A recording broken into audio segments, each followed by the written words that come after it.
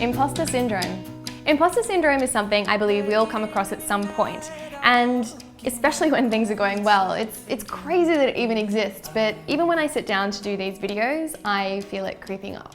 And I know this is all super normal because you're supposed to go through failures and challenges on the way to getting things right.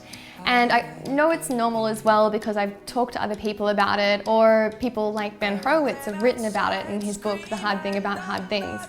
But the thing about imposter syndrome is that it keeps you really focused on the negatives, not the reality. I feel this sense of fraudulence when I talk about Shoes of Prey because I can tell you about 1,000 things that I believe were more important that my co-founders did in starting Shoes of Prey than the things that I did.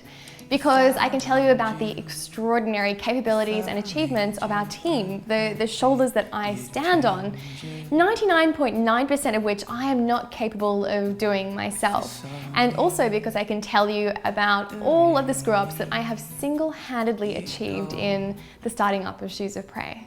So, for example, I'm really excited and proud about what we've achieved in the business so far. But when people, say well done on the great success that we've had so far, I don't hear it, and I don't feel like I deserve to hear it because there's a big dream for what Shoes of Prey could be in the future, and I don't feel like I deserve to hear these encouraging words along the way. So even when I rationalize imposter syndrome out and I know the logical conclusions, the thing is that I'm actually so concerned about becoming complacent that I would almost prefer to experience imposter syndrome instead as a guard against complacency. It could also have to do with, a personal concern that I have as well, that I never want to become arrogant, unaware, or ungrateful. So in the same way as I see it as a guard against complacency, I see imposter syndrome kind of as a guard against those characteristics as well. I know it's kind of crazy to see this set of pretty irrational logic coming to these conclusions, but I guess subjectively, I can't imagine not feeling them.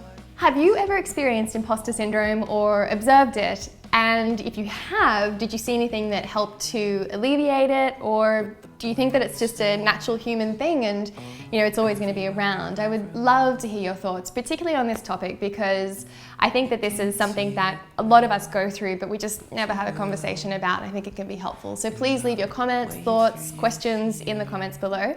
I will have another video up next week, and please subscribe if you would like to get a notification about that video going up. And until then, of course, do everything before you're ready. Bye. I'm trying to